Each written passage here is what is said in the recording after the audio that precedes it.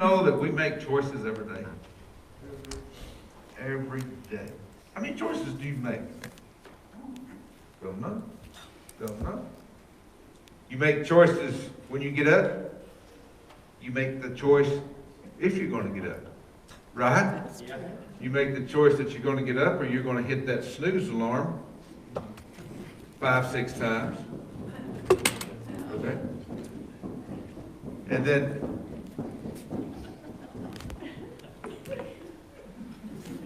okay, little man, you're doing all right. But we're on the choices. You make a choice how to brush your teeth. You make a choice whether you're going to use mouthwash or not. You make a choice if you're going to eat a big breakfast or you're going to make a small breakfast. You make a choice if you're going to put creamer in your coffee. You make a choice what clothes you put on this morning, did you? Now, if we're going somewhere, of course, I'll tell on her. Y'all don't tell her I told you. But if we go home, when we go home this afternoon, there'll be probably about 6 or 7 sets of clothes on the bed. Because she couldn't make up her mind what she wanted to wear today, so she'd put this on, that wasn't right, she'd throw it on the bed. She'd grab another one. She was trying to make choices, right? We all understand, you women. All you women understand. Men, they don't make near as many choices. But statistics say that we make almost 5,000 choices a day.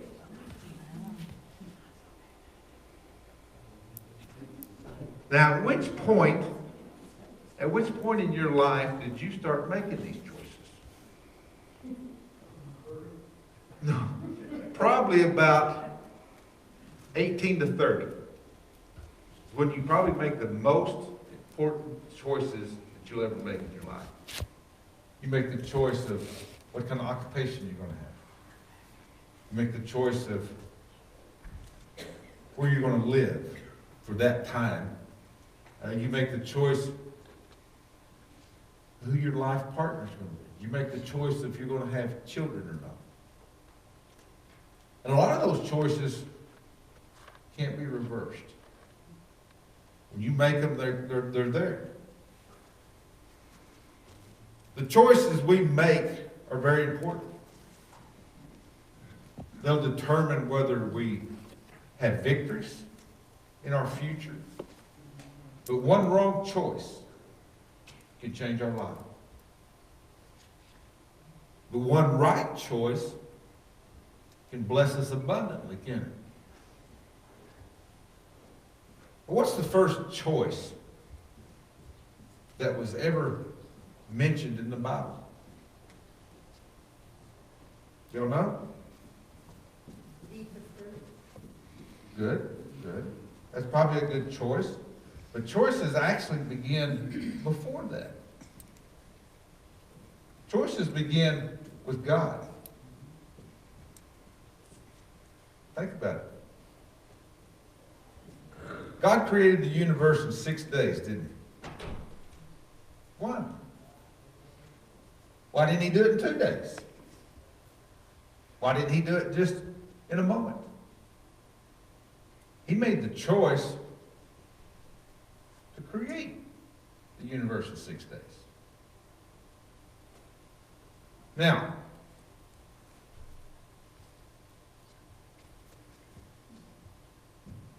God made the choice of putting the tree of knowledge of good and evil, right in the center of the garden.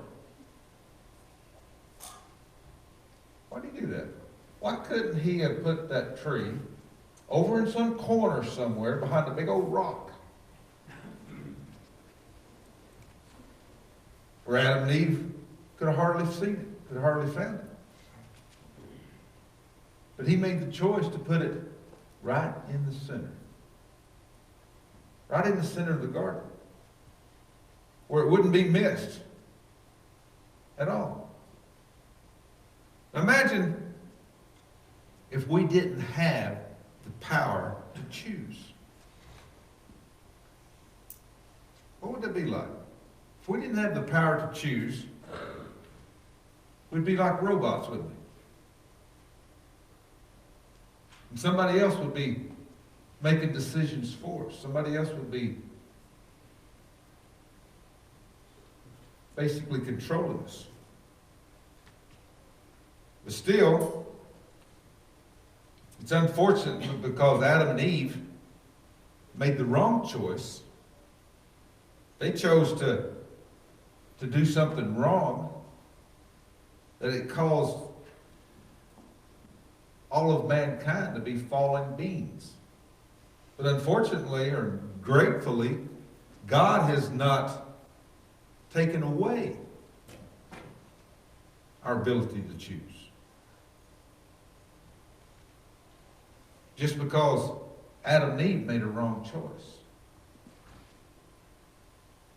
There was a mountain climber climbing a mountain. He set a goal to climb a mountain. And he wanted to be all the glory of climbing this mountain to himself. So he trained and trained and got ready to climb this mountain. So he took off. Took off for the summit. And he was going to climb this mountain all in one time, nonstop. So he could get all the glory for himself. Well, he was climbing this mountain and it got dark. Well, he didn't stop. He just kept going. And he was just a few feet from the top. And he slipped. And he fell. Falling at 32 feet a second. He couldn't see nothing. It was total darkness. All he could see was just some black spots maybe flying in front of his face as he was falling down. And all he could think about was the images was going through his mind of his life. The good decisions and the bad decisions that he'd made through life. And still falling, he could see death closely approaching, knowing that he's fixing to impact the ground somewhere. And all of a sudden he feels the rope around his waist get tight and stop him all of a sudden. Well, he's hanging there in midair. Nothing to do, nothing to reach. Scared half to death. And all he can do, all he can think about doing, he has no other choice but to scream. And he screams out, "Help me, God." And a real deep voice, kind of like mine, comes out of the darkness. "What do you want me to do?" And the climber says, "Save me, God." And God replies, "Do you really believe that I can save you?" And the climber says, "Sure I do. I do believe that you can save me." And God says, "Well, cut the rope." There's a long moment of silence. And the guy can't believe that this is happening. He realizes, he says, tells himself, he says, "I can't cut the rope. I can't do it." So he just grabs the hold of the rope as tight as he can grab it. He just hangs on. Well, rescues tell us this next morning that a climber was found, frozen to death, dead. And he's hanging to this rope, and his hands are froze to the rope, hanging to it. And he was only 10 feet from the ground.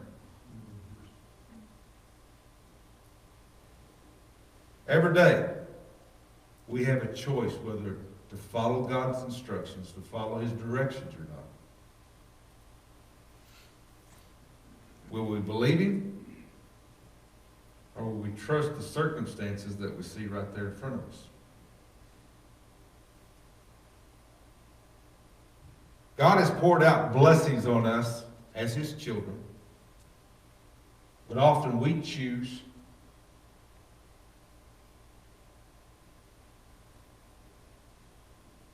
not to get the blessing. choose by our own decisions and our own actions to let the blessing go. Every day, we choose to receive or reject the blessings or the curses. Now let's look at, we're going to look at Deuteronomy 11. And to choose the blessings or the curses, this was the Israelites' choice too. This was the case with them. I'm going to start here in verse 26. And it says, look, today I am giving you the choice between a blessing and a curse. You will be blessed if you obey the commands of your Lord your God that I am giving you today. Now here Moses is talking to the children of the Israelites and basically telling them what God is telling him to say. But you will be cursed if you reject the commands of the Lord your God and turn away from him and worship gods you have not known before. Verse 29 says, and when the Lord your God brings you into the land and helps you take possession of it, you must pronounce the blessings at Mount Gerizim and the curses at Mount Ebal.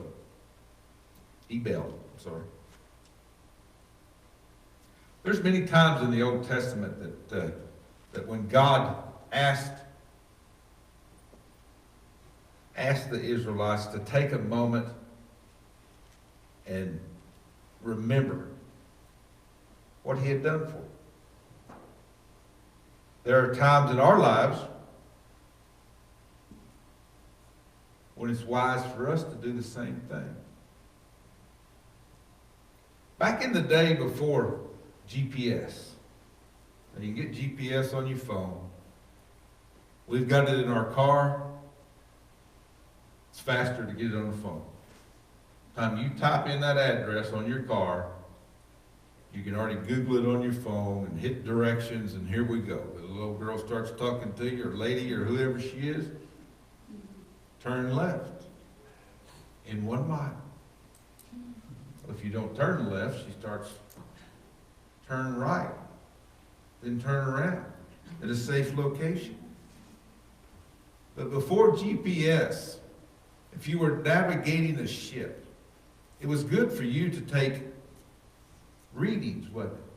It was good for you to look and take readings from the stars and see if you were on course.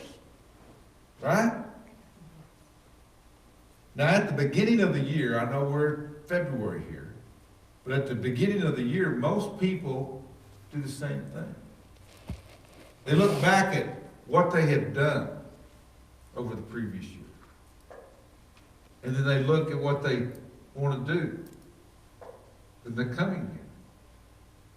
And they see if that's the course they want to take. They change course. Now the book of Deuteronomy in its time was kind of like this. It was similar to this. The Lord led the Israelites out of captivity in Egypt and brought them to the promised land.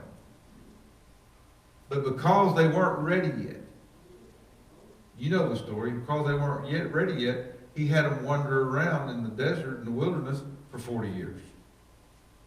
Well, the wandering time had ended. It was over with. They were about to enter into the promised land. And God spoke to them through Moses. He spoke to the nation to review, for them to review what they had, everything that had happened to them, everything that they'd been through.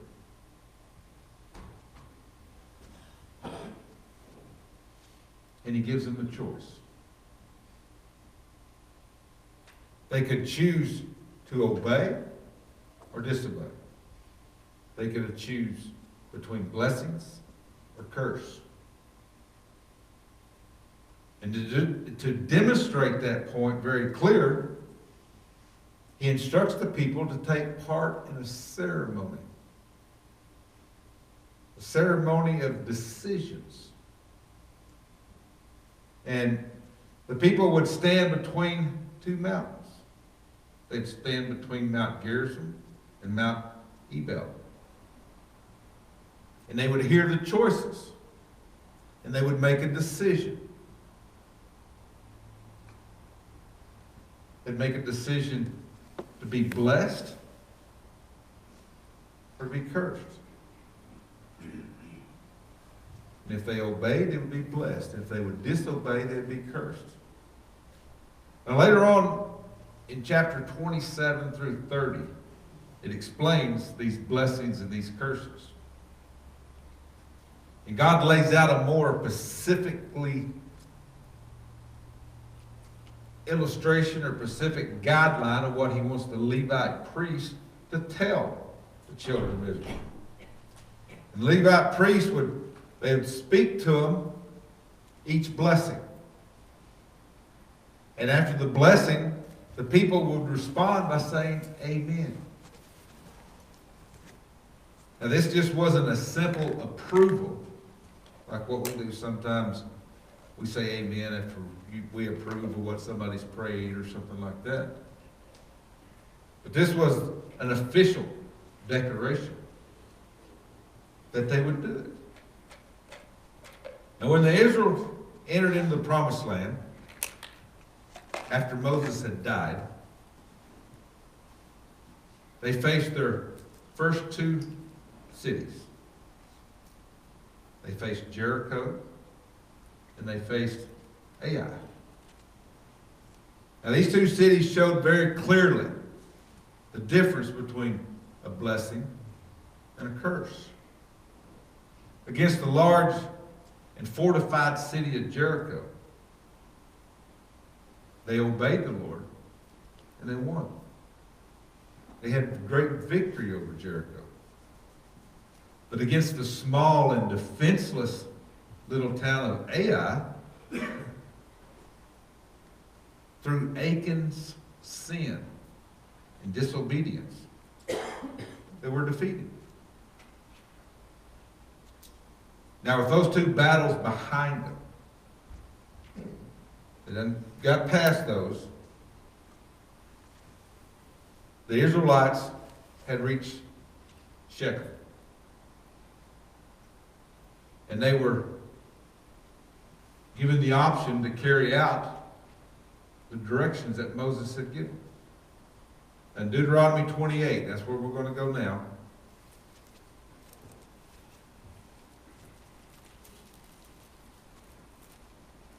That little deal that I gave you, Moses was dead, but here Moses isn't. You know, I kind of skipped back and forth. I didn't run seamless like I should have. But here Moses is giving them the guidelines of what they should do when they get to the promised land. Verse 1. It says, if you fully obey the Lord your God and carefully keep all of his commands, God will set you high above all the nations of the world. You will experience all these blessings if you obey the Lord. Your towns and your fields will be blessed. Your children and your crops will be blessed. The offspring of your herds and flocks will be blessed. Your fruit baskets, breadboards will be blessed. Everywhere you go and whatever you do, you will be blessed. The Lord will conquer your enemies when they attack you. They will attack you from one direction, but they will scatter from you in seven. The Lord will guarantee a blessing on everything you do. Now in that, obedience to the Lord means blessing. That's what it basically means. Whatever you do, you'll be blessed if you're obedient. Now in Deuteronomy 28, the Lord gives an example of how obedience leads to blessings.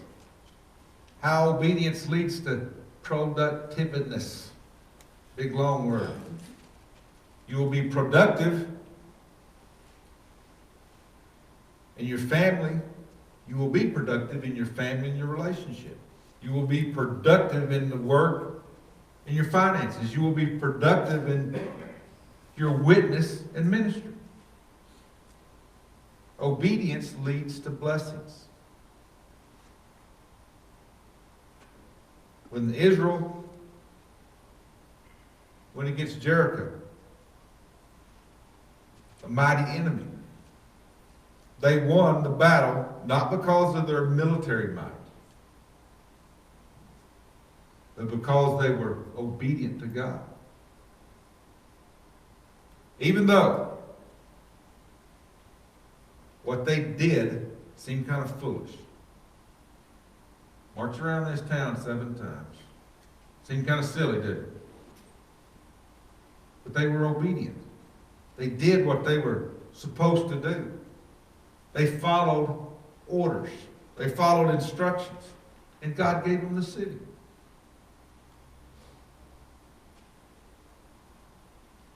You may be thinking that, well, Jimmy, you're talking, this sounds kind of like a health and wellness type of sermon. If I follow God, then God's going to bless me with everything that I want and need. No. It's not what I'm saying. It's not what that actually means. Obedience to God doesn't mean that He always is going to give us everything that we want or everything that we need. Or that we'll never have any problems. It's not always how God's blessings work. When we choose to obey God and follow Him, it means that He can use us for His purpose. To build the kingdom. Sometimes these blessings are obvious. Sometimes these blessings may not ever be known until we reach heaven. Whatever the case, faithfulness is always rewarded, isn't it? Now, years ago, 20 to be exact, a book came out called The Prayer of Jabez. Y'all remember that book? It came out to mixed reviews. Some people liked it. Some people hated it. Well, in 1 Chronicles 4, Jabez cries out to Israel, or cries out to the God of Israel. Let me put it that way. He says, "Oh, that you would bless me and expand my territory. Please be with me in all that I do." And God granted his request.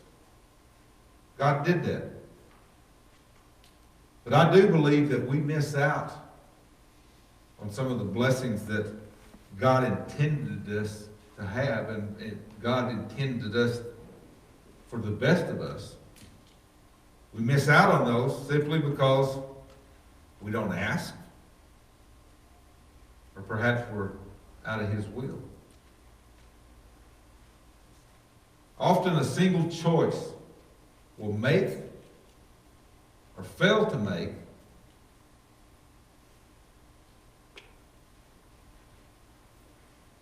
a point in our life where we quit growing. Or we hit a plateau.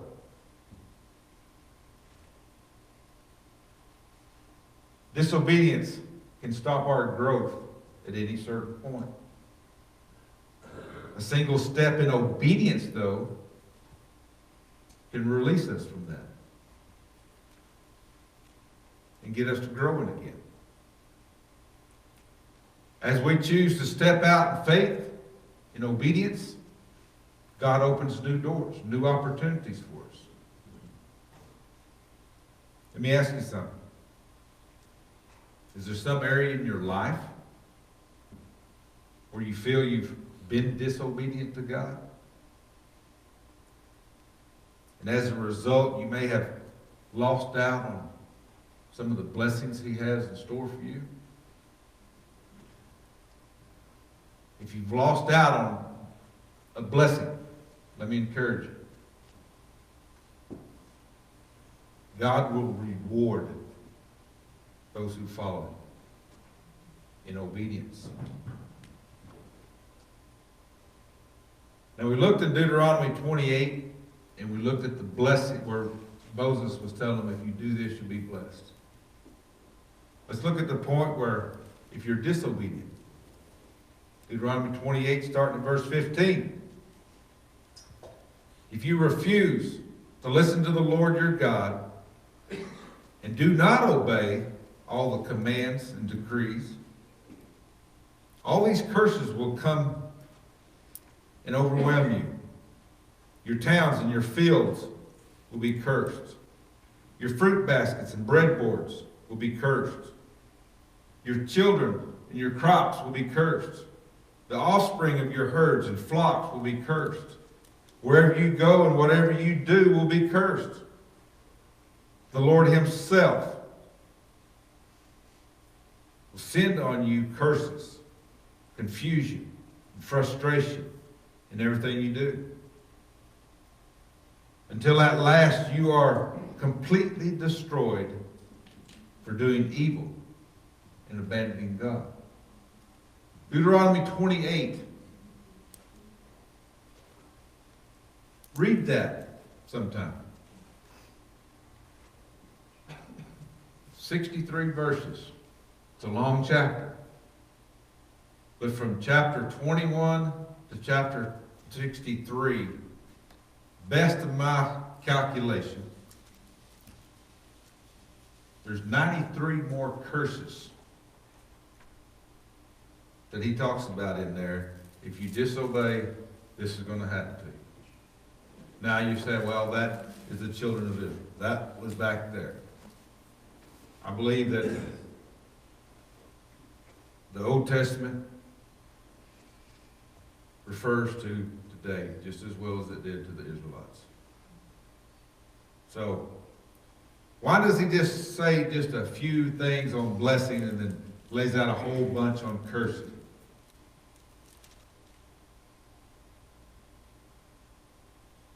Well, sometimes maybe we think that's a gray area, though. Maybe he had to show us a lot more about those gray areas. Black and white. No gray. Okay? If obedience to God results in blessings, then disobedience to the Lord results in cursing. Right? This was true with Adam and Eve. And like I said, it's just as true with us today. When Adam and Eve sinned, all of humanity was cursed. Bad choices lead to bad consequences.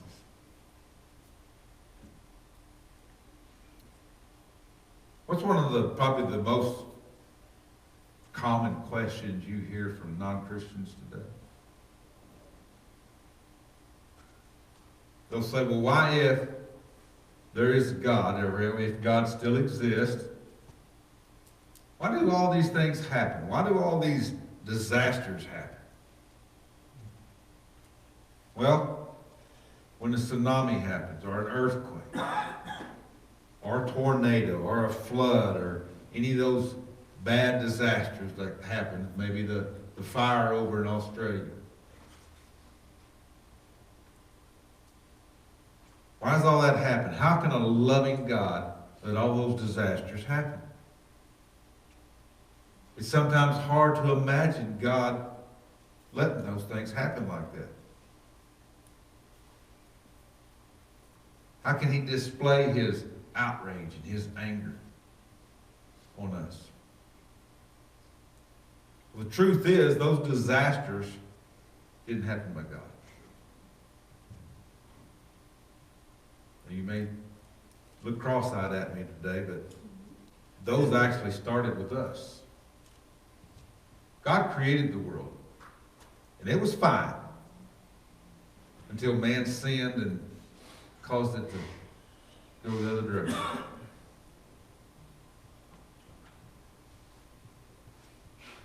The arrival of widespread disasters and diseases like they're talking about today with the coronavirus and stuff may or may not be tied to God's specific judgment of us. It could be simply a result of us living in a fallen world. Right?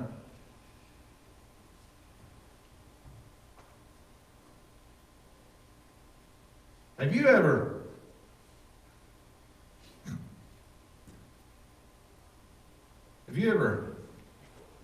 heard a parent? I was going to point this towards Ashley, but I'll leave her alone. Have you ever heard a parent ask their child if they wanted to spank him? I've asked him several times Have you? this morning. Yep. I'm sure that kid said, "Sure, let me have it." Didn't it? I never got that response. No. I don't think you'll ever will. They always say no, don't they? You've never seen a kid that chooses to have a spanking, do you? Sadly, often we choose the curses. We choose the spanking. We often choose by our actions to reject God's blessing. Israel was defeated by Ai.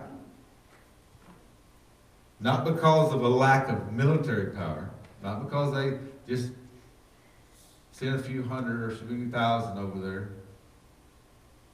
It's because they failed to follow God. They just defeated Jericho. So they was probably boasted up in pride a little bit. Their chest was probably bulged out. And they was thinking, we got them, we can take this little bitty town. No wall, no nothing. But because of Achan's disability, or disobedience, let me put it that way. Well, no disability, it's disobedience. They were defeated. They went in there without God's protection, without God's blessing. There are many people that have made bad decisions in their life. And they're probably still paying for that decision that they have made. Paying for that mistake. But God still loves them. But they still have to face the consequences of that decision, of that action. So have you made a bad decision lately? Is there an area where you're not walking according to God's will? Let me suggest something. Take the blessing instead of the curse. Between Mount Gerizim and Mount Ebal was the town of Shechem. Now, this town of Shechem has an important place in history. When Abraham was first called by God to leave Haran, however you say that, when he arrived to Shechem, the Lord appeared to him and told him that his descendants would own that land. They would have that land. So he built an altar there to the Lord. After Jacob wrestled with God all night, and after he met Esau, he traveled to Shechem and purchased some land there.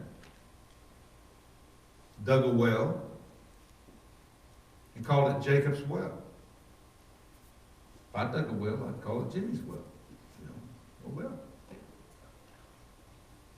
Jesus, I didn't mean it like that. Jesus met the Samaritan woman there at that well in Shechem. Joseph was later buried there in Shechem. It was there that Joshua, just before he died, reminded the people or the Israelites of their decision that they had made way prior to this. And it was still before them. Now I'm going to paraphrase some of this, and I didn't have Terry go to it, but it's in Joshua 24, where he's talking to them about this. He says, if you refuse to serve the Lord your God, then choose today whom you may serve. Would you prefer the gods of your ancestors on the other side of the Euphrates, or the gods of the Amorites? This is where he says, as for me and my house, we're going to serve the Lord. And they said, we would never abandon the Lord.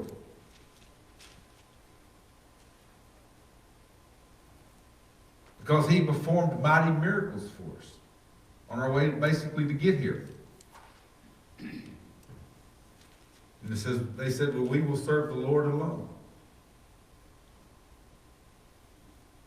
So today, we stand in Shechem. From one side, God's blessings. From the other side, God's curses. I'm going to point over here for curses. Okay. Now, actually, you might want to pause this, but y'all did notice this right side and left side? Okay. Y'all know what the right side means, don't you? Mike's going to get up and move. Okay. Get back on the head, Jimmy. The decision Israel faced that day wasn't a difficult. It was simply choose between right and wrong, blessing and curse, good and evil. Right? In Deuteronomy 30 it says, what I am commanding you today isn't too difficult. I set before you today life and prosperity, death and destruction. I command you to walk in my ways and keep my commands and decrees. Then you will live and increase. God will bless you. Simple. Simple, isn't it? As we walk through life, with all of its possibilities, let's remember that we stand between two choices. We can choose between blessings, or we can choose between curses. Every day there will be new challenges. Every day we will have Jerichos that we face. Today we stand in Shechem. We have the blessings of Gerizim or the curses of evil. Choose which one you are going to pursue. Whatever the cost. Day by day, week by week, month by month, year by year. Whatever we choose. We always have a choice. Brother Joe, I'm going to close with a with a story about a farmer.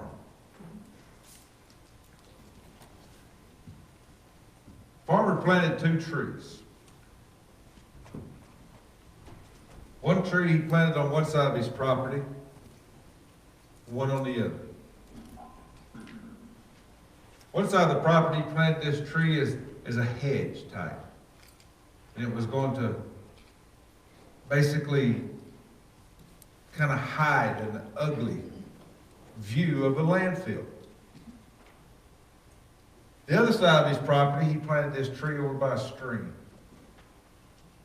where he was going to sit and relax in the cool of the shade next to the nice cool stream.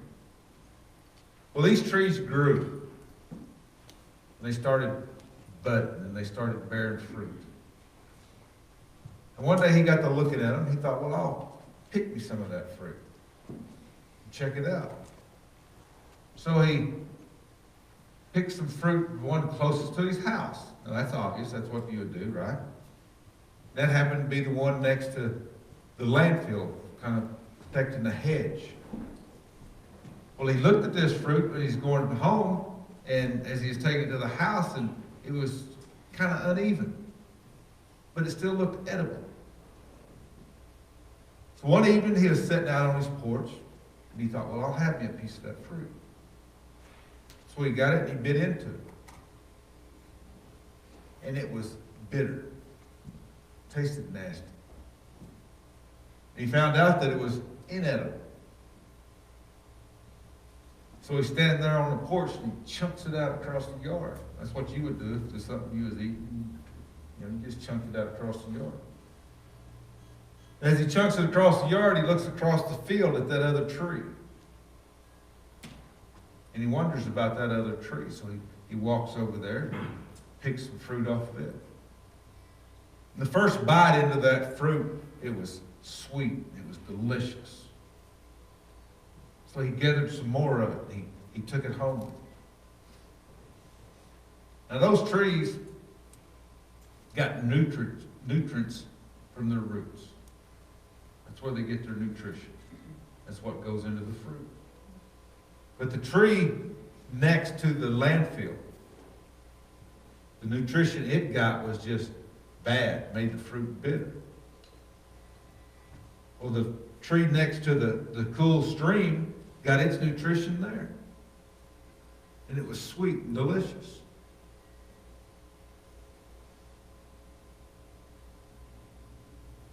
So each of us have a choice.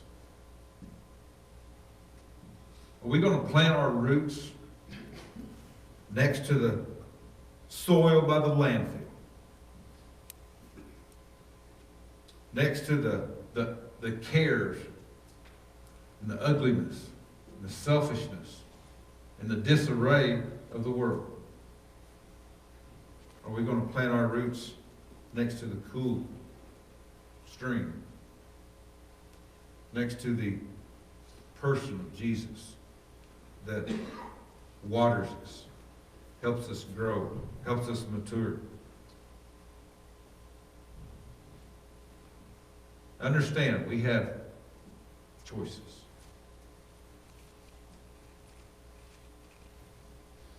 Fruit gets its nutrients from the ground, gets it from the roots.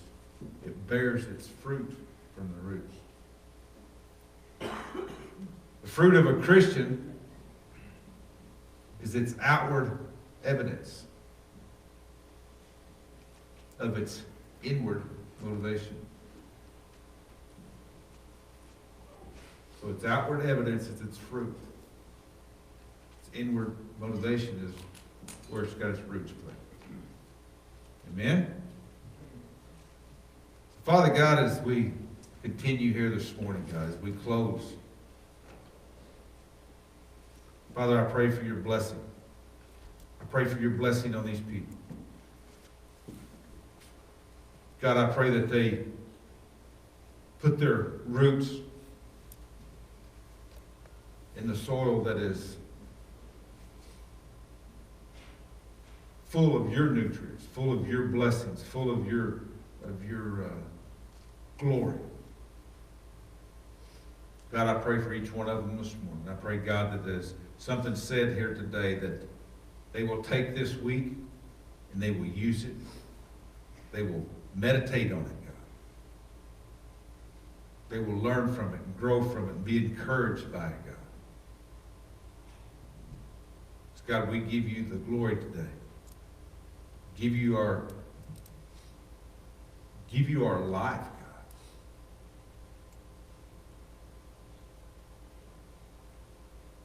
I know if you have any need this morning, I think we've changed it up a little bit. There'll be people to pray for you. I think they're going to stand over there so they can kind of hear you a little better. Up here, we get a little wild and crazy. It's a little loud sometimes, don't it, Joe? So they're just going to kind of stand over there. So if you got a prayer need, be somebody happy to pray with you. There's some kind of choice you've made. Maybe it wasn't the right choice. Maybe it's a choice that you want to get straightened up. Maybe it's a choice you want to get back on that right direction. That blessing side instead of that curse side. Be somebody that will want to pray with you. Amen? Brother Joe?